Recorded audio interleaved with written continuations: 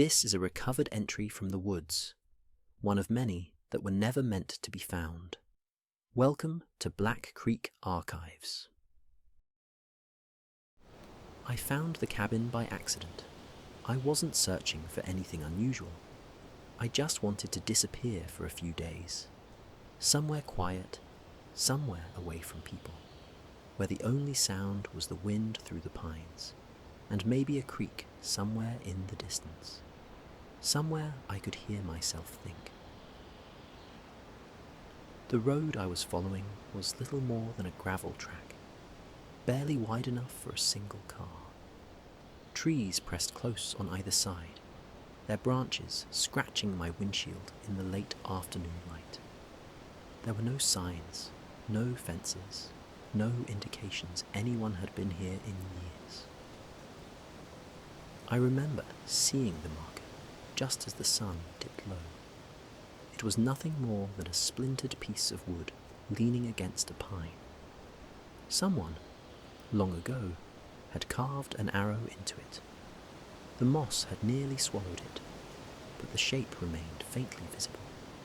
There were no words, no distances, no instructions, just an arrow.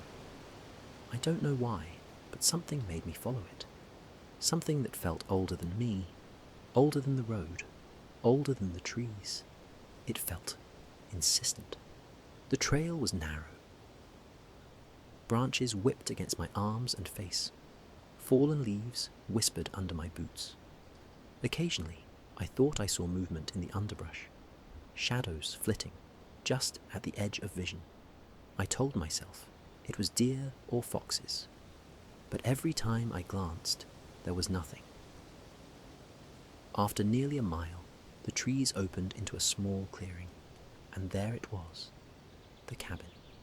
It sat like it had been dropped from the sky, surrounded on all sides by pine and spruce. Its roof sagged inward.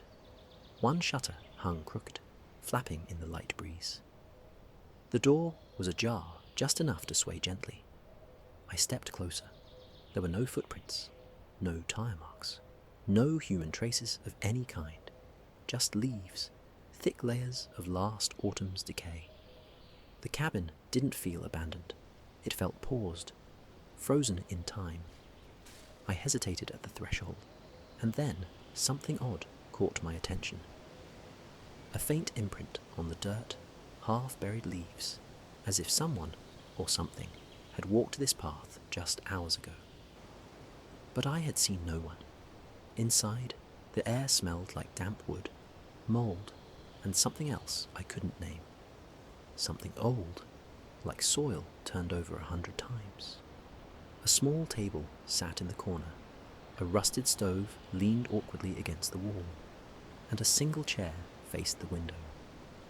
On the wall above the chair, a single nail protruded. Nothing hung from it, just the nail. I told myself it was just an old hunting cabin. People leave things like this all the time. I stayed the first night without incident. The forest outside whispered as the wind moved through the trees. Owls hooted. Leaves rustled. I remember thinking how peaceful it felt. Almost too peaceful. The second night, everything changed. I woke at exactly 2:17 a.m. The wind had stopped. The forest had stopped. Even the creak I had heard during the day was gone. Absolute silence pressed against the cabin walls. And then I heard it. Footsteps. Slow, deliberate, encircling the cabin. I froze. My heart hammered in my chest, louder than the steps themselves. I tried to convince myself it was an animal. A bear, maybe. But the rhythm, the careful pace, it was deliberate. The steps stopped at the door. Then, pressure. Something leaned against the wood, pressing, listening. Not knocking, not pushing, just pressing. Weight against the cabin, sensing. Time stretched. I don't know how long it lasted. My breathing felt loud in my own ears. The pressure finally lifted. The footsteps receded. By morning, I stepped outside. No tracks, nothing. Just leaves, no footprints, no paw prints, no marks at all. But the nail on the wall, it had changed. Something had been left there, a single pine branch, fresh, still sticky with sap. I left that day. I drove back down the trail, heart still racing, glancing in the rearview mirror at the trees that seemed to watch me as I left. But even now, weeks later, the sound haunts me. Sometimes, at night, I hear something moving outside my home, just beyond the tree line. Careful steps that don't belong to anything I know. I don't know if it followed me. I don't know if it waits. I only know that the cabin and what lives in those woods remembers me. And if you ever find yourself on a forgotten trail beneath the silent pines, maybe it's already waiting for you too. If you've seen something like this, you're not alone. The woods remember. Black Creek Archives preserves what they tried to hide. These files aren't supposed to exist, and we can't archive them alone. Subscribe to Black Creek Archives to preserve the next chapter.